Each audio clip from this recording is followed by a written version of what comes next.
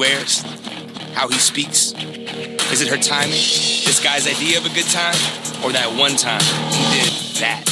Is it because she's a woman? Come on now. How about those moves, those looks, his style? Is it because they scare us, surprise us, make us uncomfortable? Like, really uncomfortable? Whatever it is, you know it when you see it. Here's the being, one of a kind. The Cardinal have clinched the duel 19-10 to our final bout of the night. 285 pounds, the heavyweight division, and Josh Marchok, the redshirt freshman from Illinois, will hook up against Chace Eskam, the redshirt junior from Carlsbad, California.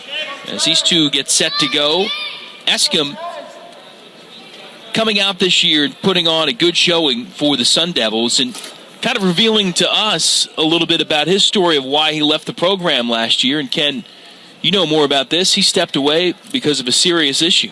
Yeah, I mean, testicular cancer, he has beat it. He had surgery in fall of last school year, and then he thought it was gone, and then it came back, and he went through chemo all of last spring. He took the spring semester off of school, went home. He told me that wrestling helped him get through it, his desire to continue to wrestle, and his wrestling background, his mental toughness and physical toughness.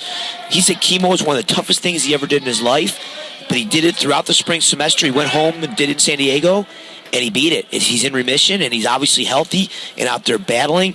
What a courageous effort. I mean, surgery, chemo, on the mat now, Division I wrestling, starting. Incredible. Yeah, fantastic story for him, and really hasn't talked about it publicly to this point. I think you get the sense trying to make sure that the health was the main issue, but now kind of being more open about it and discussing it. Even some of the folks here at Arizona State didn't know about the totality of what he's gone through, but to come back, and he talked about how difficult the chemo was and just trying to keep himself active, walking on a treadmill at times when he could to keep up his strength, and really the start of the year finally starting to feel like he's worked back to full fitness. And he's not a true heavyweight. He's a 197-pounder wrestling up, says proudly he's at 206 in a weight class where the max is 285, and giving up some weight here to Marchok. Yeah, definitely giving up at least 40 to Marchok, and he's fighting hard. Chace Eskam is tough. You know, I was at the Iowa State match a couple nights ago. Iowa State's heavyweights every bit at 275. He's a monster, and it went to sudden death. It was a great match. Chace Eskam is really wrestling courageously, and he's got another year after this year, too. I look for him to really have a great senior season, and he's got a big decision to make, whether to go down to 97 or bulk up to heavyweight. But right now, you know, as you said, he hasn't told too many people. He decided he wanted to be a role model. He wants to let people know that you could beat this. He wants people to know that wrestling helps you mentally and physically, and has helped him through his cancer. He wants other cancer patients out there to know that you could battle through this, and the mental and physical toughness you have is going to help you through it. So, yeah, the drugs and surgery help, but a lot of it is your mental state, your attitude, as well as your physical conditioning. Stepped out here, no scoring in this first period. First diagnosed August of 2012.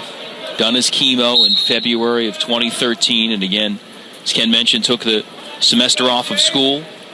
Again, needs to have his checkups every 2 months or so, but so far so good. And the prognosis just overall great. And the wrestling coming along for him. So scoreless through the opening period. Marchok, 14-9 this season for Stanford, as you look at the particulars from Eskam, Carlsbad, California, outside of San Diego. This first period is really a win for Chace Eskam. I mean, Marchok's bigger. Chace Eskam's a goer. You know, he keeps thinking that this is huge right here. He's got to follow that hip ice. He's not going to be able to. Reversal. Whoa, and Marchok let him go. Okay, so we're going to be right back up on our feet. So 2-1.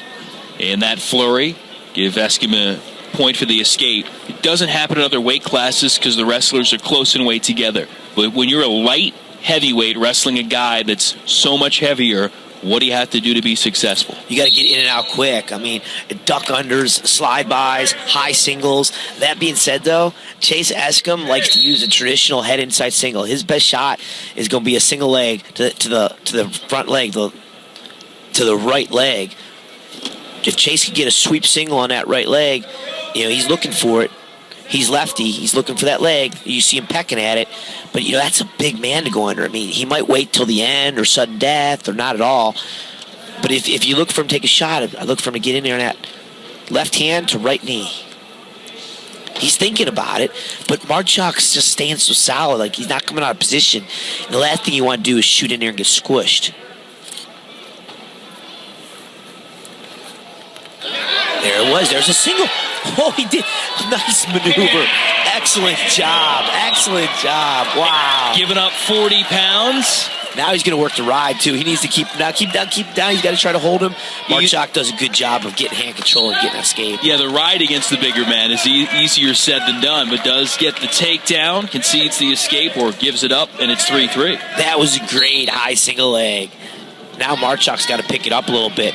I don't think we're going to see a score in this period again. So I think what's going to happen in the third period, Eskam's going to pick bottom, and he's going to have to fight like crazy to get away from the big man. But Marchuk's nimble. It's going to be a great third period.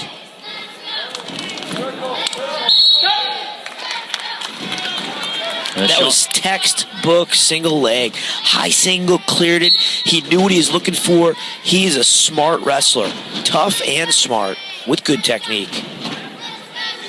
Sean Charles talked about the work of Eskam, been consistent performer, pleased with his competition level, especially when you factor in what he's gone through in his return after chemotherapy and cancer. 3-3 here into the third period. Don't forget, after us, women's gymnastics. Battle of two top 25 teams, Stanford and Oregon State. You'll see that after us here on Pac-12 Networks. Nice move by Eskam. Gets out of there quickly. So he's winning, but he's been warned for stalling. Stanford's Marchuk is going to come at him hard. Riding time not in play. He's got to circle in. He can't get called for stalling. He's got to control the center of the mat. He's really got to get some offense of his own going. He's got to at least take some half shots.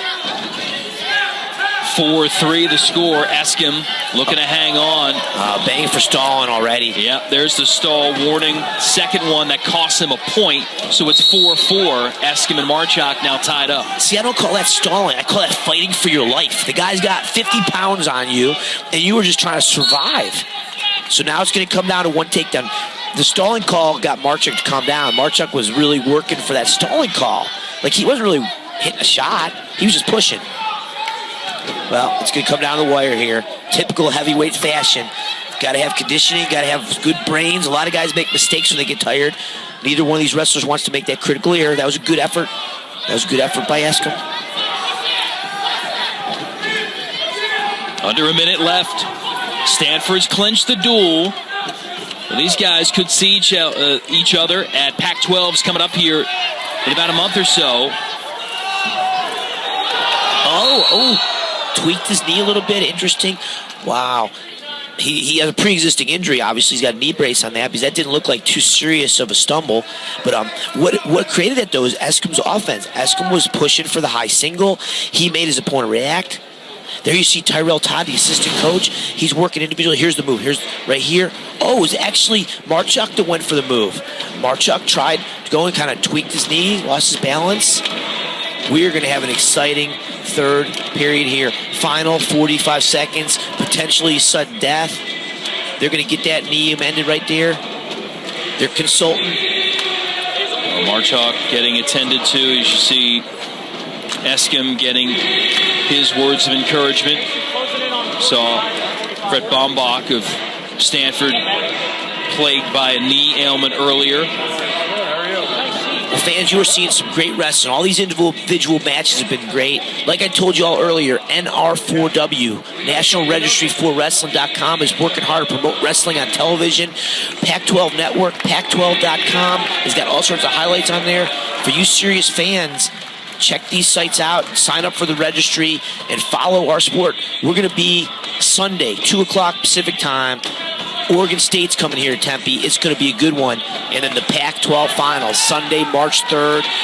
It's going to be a good one between these teams. March 2nd, Sunday, March 2nd.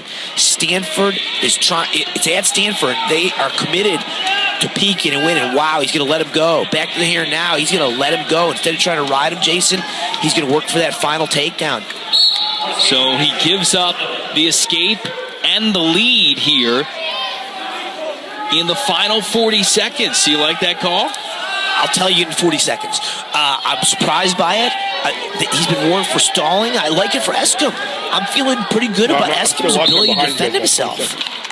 I mean, 25 seconds. They're hitting for stalling. I thought Stanford could have written him, or at least tried to. Well, Marchuk got to get takedown here to win. What a courageous effort by Chace Eskam. Announces to the world he has cancer, fights a heavyweight 40, 50 pounds bigger than him, and he is looking to pull out the victory here. And you know the crowd, oh my gosh, stalling warning. And a penalty point to Marchuk. The crowd doesn't like it. 5-5, we're going to overtime. And Eskam is bleeding badly from above the eye, and a referee should not take control of a match to that. The official, the Arizona State bench is yelling, let them wrestle. They're you hear the fans are booing. Here you see the scramble. There's the stalling call. You know, they're in there biting. You see the coaches from Arizona State in the background. They're not happy about that.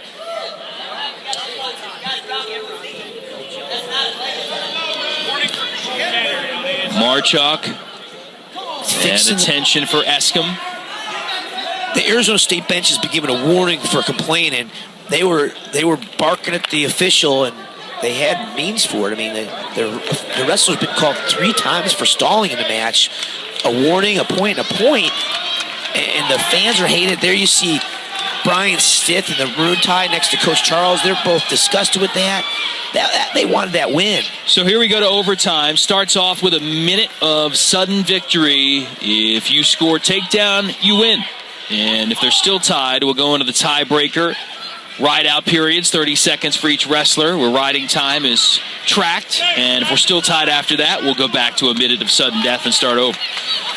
Yeah, well, both these guys have shown the propensity to be able to escape from each other, and neither one has shown much ability except for Chace to get the takedown. Chace Eskam's got the one clean takedown. Oh, no, wow, nice high single. That's the same exact move that Eskam used earlier. Oh, big deal right here. Marchuk gets him. Marchuk able to rally here and get the win in overtime, 7-5. And that'll cap the dual meet win for Stanford.